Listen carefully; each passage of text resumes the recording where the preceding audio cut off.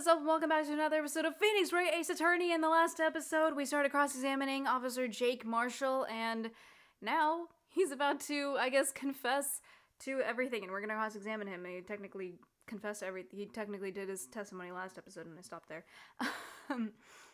But yeah, it turns out that it was actually him in the evidence room and not Detective Goodman. We were right, so let's go.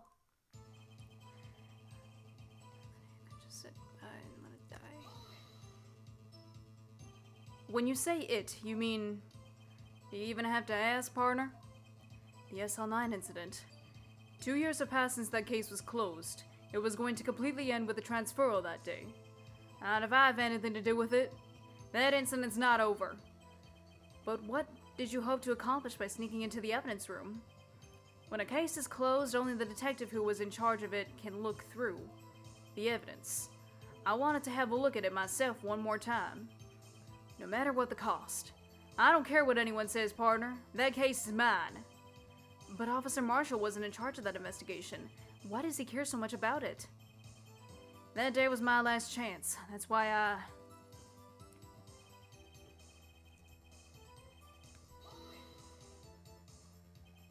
Why did you disguise yourself as Detective Goodman?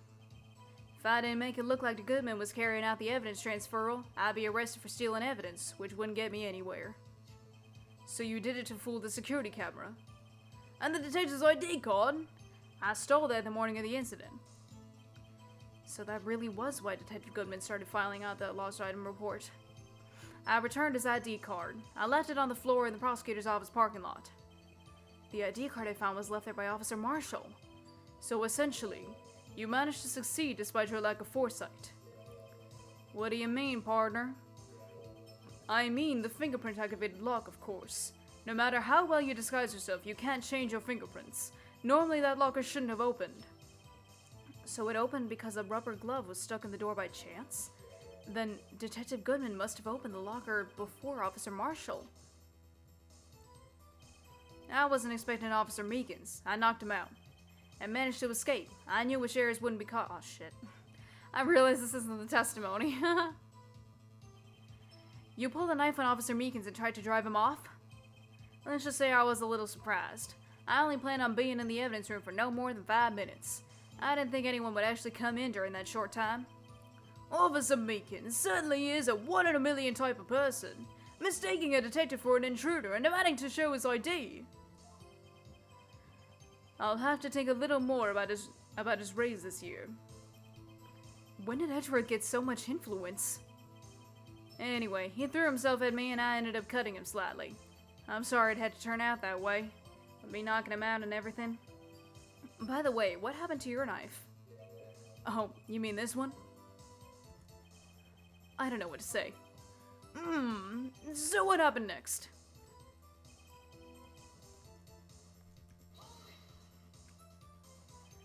So you did your research beforehand. Those who go into the desert unprepared don't live long, partner. I didn't think it would make a difference, though. The security tape is erased every 6 hours. If all had gone as planned, no footage would have been left. However, you bloodied your coat in your struggle with Officer Meekins. If someone was in the security room when I came out, the jig would have been up. I opened my locker and stashed it in there. What was Officer Meekins doing during that time? What else? He was sleeping like a baby. So what you're saying is, on that day...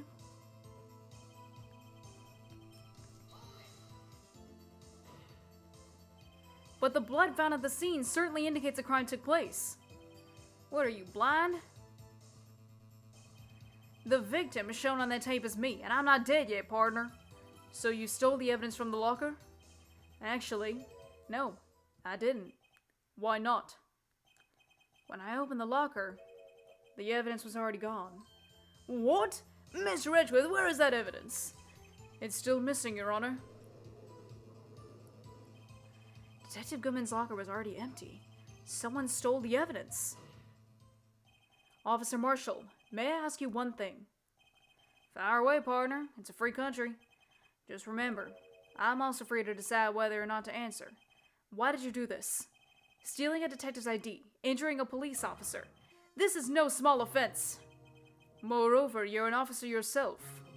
This will have serious consequences. It can't just be forgiven with a civil cut in salary. Not that salary cuts are ever a valid solution. Like I said, this isn't your case. This one's mine. And I'll do anything it takes to get an answer what I'm satisfied with. The witness has an unusual amount of zeal. Let's hear more. I can't just forget the SL9 incident. You know why? But that case was solved 2 years ago, wasn't it? That's the reason the evidence was stored in the evidence room. Joe Dark was convicted for those crimes. One thing I can say for sure, he deserved his sentence. I remember the Joe Dark case. It involved serial murders, didn't it? I don't intend to complain about how it turned out. But there's something that still bothers me. Something went down at that trial. Something no one will talk about. What happened? I don't know. That's what I'm trying to find out. Why is he so concerned with that incident? Maybe I should present him with what I think his real reason is. I had a feeling we wind up here sooner or later. Everyone involved here is related in some way to that case. I better take another look at the files. Okay, I think I know what I have to do.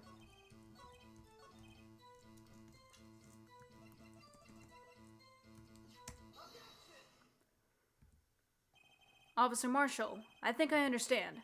I think I know why you care so much about the SL9 incident. Sounds like you've been sipping too much cactus juice, partner. Drink cactus juice. It'll quench ya. Nothing's quenchier. It's the quenchiest. Okay, I think you've had enough. That's Jake Marshall's voice. I have the SL9 incident file right here. The name Marshall is mentioned in here. In a list of murder victims. Neil Marshall. Are you related to this man? Neil Marshall. Yeah, I'm sure you've heard the name. 2 years ago,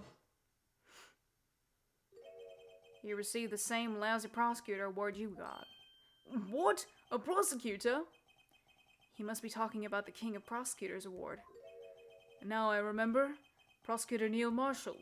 He handled the SL9 case before I did. That's right, he was killed. And the case fell into your hands. But what's his relation to you? He was my brother. He was investigating the murders with Damon Gann, chief detective at the time. The group of detectives I was a part of worked under them. We were desperate to prosecute the killer. Joe Dark. My brother fought Dark and was killed. That was the first time Dark left behind any evidence. That was all we needed. He was arraigned and incarcerated. The case was finally closed. At least, according to the public records. What do you mean? My brother couldn't have been killed by Joe Dark. I knew my brother better than anyone. No one could have beaten him in a fight. And that's it? That's your reason for your insane actions? There's more to my brother's death than what the records say. No matter how much you try to hide it, you can't fool me.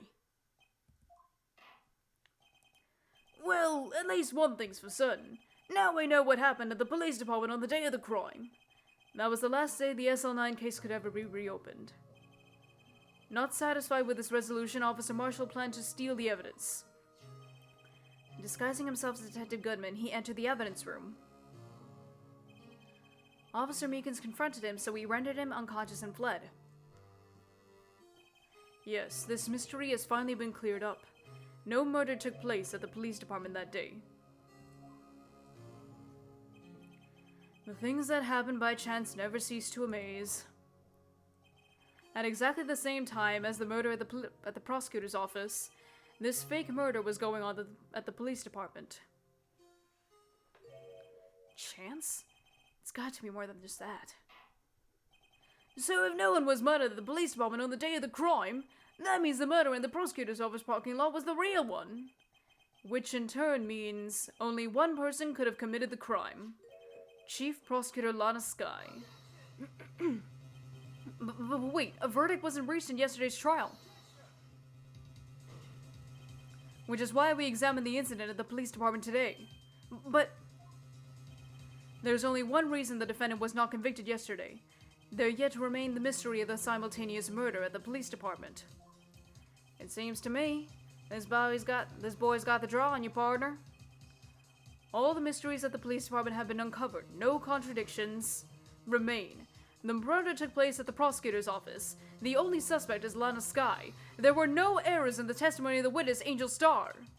If you have a response, make it one word or less. Ah! I rest my case. Our one word could have been objection.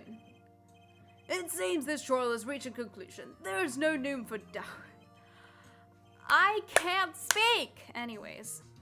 Well done, Mr. Wright. Thanks to you, I didn't need to waste my time disproving the alleged murder at the police department.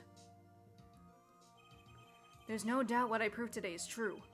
The apparent murder on the security camera's tape really was fake. But I didn't realize that would end up proving Lana guilty. Now then, the time for the verdict has arrived. This court finds the defendant... Objection, objection, objection. Yeah! Yeah! Your Honor, wait! Emma! The defense has an objection. A scientific objection. Right?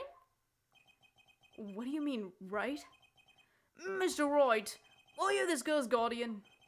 Your Honor? Oh, in a sense. Please, Your Honor. All I'm asking for is a minute of your time. Please hear me out. Mr. Edgeworth, please. I don't want to leave any loose ends. You want a minute? I'll give you 3. Oh, you're so nice. I was kind of in shock. I mean, finding out that the SL9 incident referred to the Joe Dark killings. Now that she mentioned it, the names of both Sky sisters were in that file. But that's when I figured it out. I mean, what Officer Marshall was trying to do that day. So I knew his fingerprint had nothing to do with the crime. That left only one thing. The other handprint. You mean the traces of blood found in Detective Gumshoe's locker? But no fingerprints were found on it, right? No, but I examined it scientifically. I'd be sure to find a clue. So I ran over there and looked at it again. So, did you find something? No. Huh? Sorry. I guess I'm not much of a scientific investigator after all. What? Is that all? Please don't be mad. I'm just a high school student. And I'm just an attorney. But, Mr. Wright, those traces of blood are the only clue we have. If we can't find something wrong with them, please, Mr. Wright, you're a professional. If anyone can save Lana, it's you. Me? Oh, boy. Time's up. Now then, Mr. Wright, with regards to the incident at the police department, does any reasonable doubt remain? It appears the defense is troubled by the other blood mark. Looking at the floor plans, a handprint was discovered around here. Is there a problem with this? Mr. Wright, I'm sorry I can't be of more use. But still, if you can't find anything wrong with that blood mark, Lana will be... Please answer my question, Mr. Wright. We don't have all day. Yes, Your Honor. If ever I've needed to concentrate, it's now. What could be wrong with that handprint on Detective Gumshoe's locker? Could there be something I'm missing? That bloody handprint was never there on the...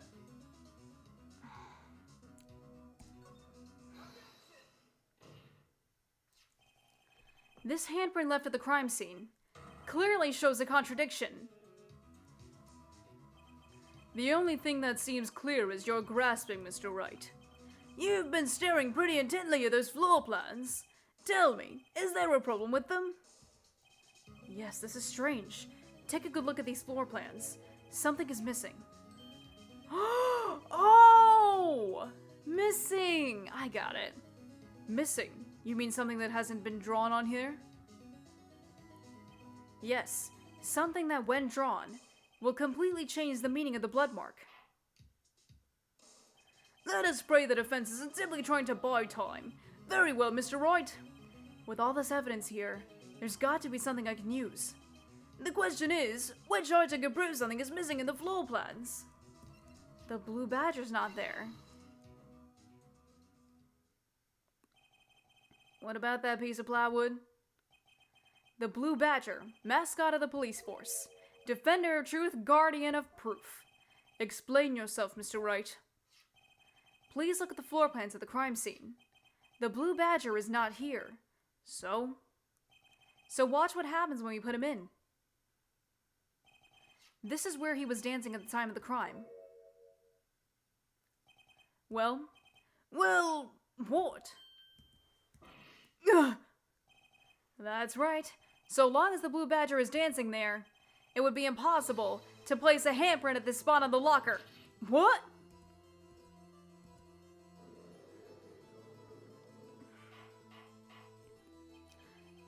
So that means, just what exactly does that mean?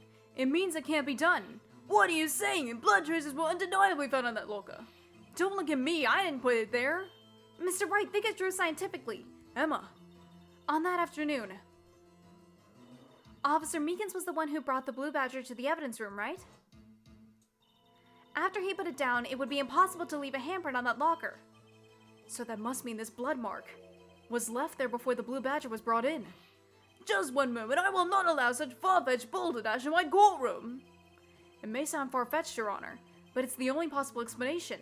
On February 21st, in the police department's evidence room, blood was spilled not once, but twice. But how? One time was captured on this tape, taken by the security camera. Officer Meekins cut his hand, from which a trivial amount of blood fell. The problem is, the other time.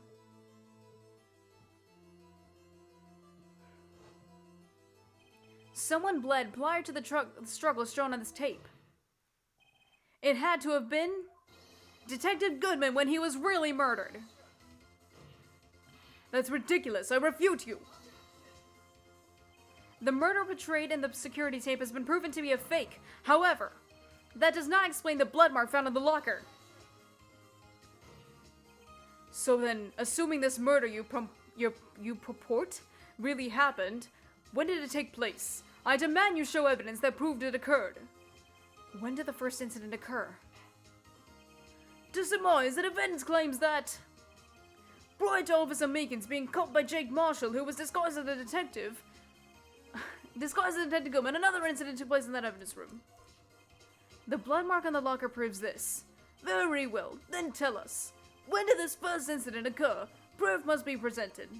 Proof that shows when the murder took place. There's only one piece of evidence that can show that. Now then, will the defense please present its evidence? What shows it Speaking is hard. I think it's this. If the crime took place inside the evidence room, then the perpetrator would have to have entered the room. In order to do so, an ID card is required. An ID card? Oh, the ID card record! Officer Meekins brought the Blue Badger panel into the evidence room at, let's see here, 4:50 p.m. If the crime took place before that time, then it would be 4:40 p.m. Oh! Oh! Miles Edgeworth, just what have you done? I never figured you had nerve, boy. Put off the act, witness. It doesn't take a lot of thought to figure out it couldn't have been me. No, I'm getting it. I'm afraid I don't understand it either. It's clear from the luminol test that blood was there. However, when the second crime took place, both Officer Meekins and Officer Marshall failed to notice the blood. That means the blood from the first crime was wiped away by the real murderer. I would have had just 10 minutes to murder the victim, carry his body away, and clean up the blood. Unfortunately, that's physically impossible. And that would mean the crime must have been taking place before Mr. Edgeworth entered the evidence room. Let's look at the chart again. There's only one other card number remaining. Oh god. 77777777. Talk about a lucky number. But wait, that doesn't make sense.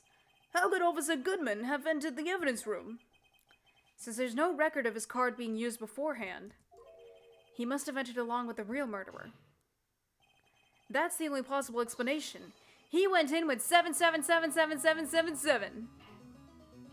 Mr. Edgeworth, please look into this ASAP. Find out whose ID number is 777777777. That's 17 too many, Your Honor. I think I said two too many. Unfortunately, I'm unable to look up the owner of that ID card. At least at present.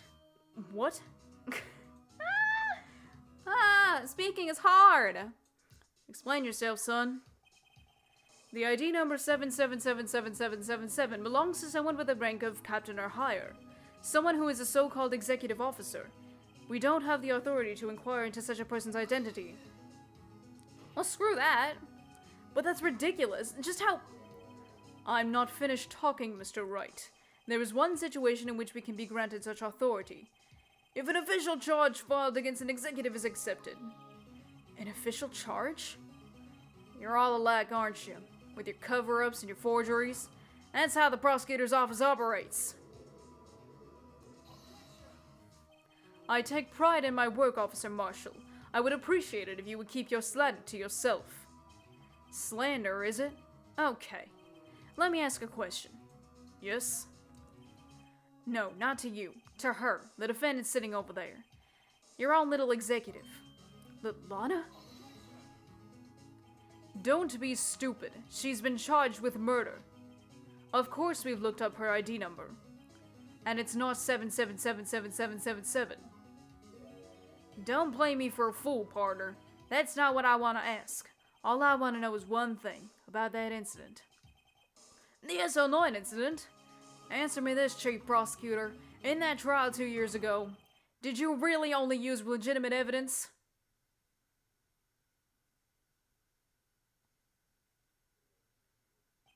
Do you need the witness to repeat his question, Chief Prosecutor? I heard him fine, Mr. Edgeworth. 2 years ago, I was in charge of the prosecution for that trial. At the time, we occasionally felt the powerlessness of the law. At least, I did. Lana!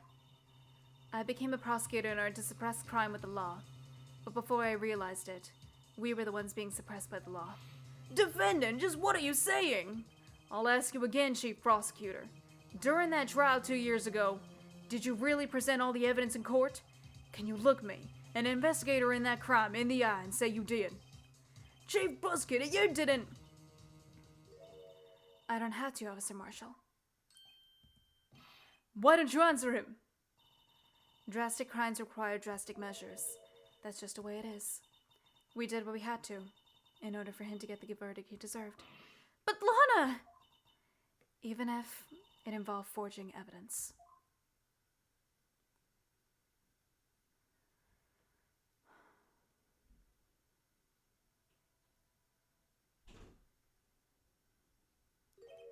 See?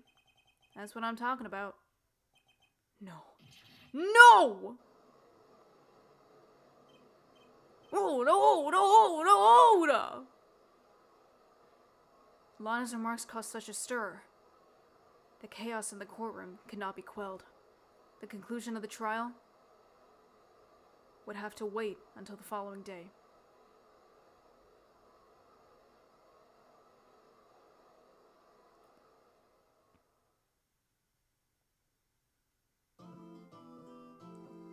Well, shit. Man, oh my god. I'm so overwhelmed right now. What the hell is going on? What's happening?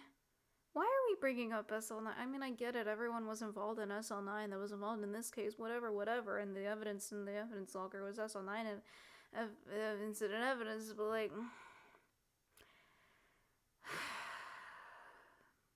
I'm so overwhelmed right now. What the fuck is going on? If y'all could see my face right now, I'm just...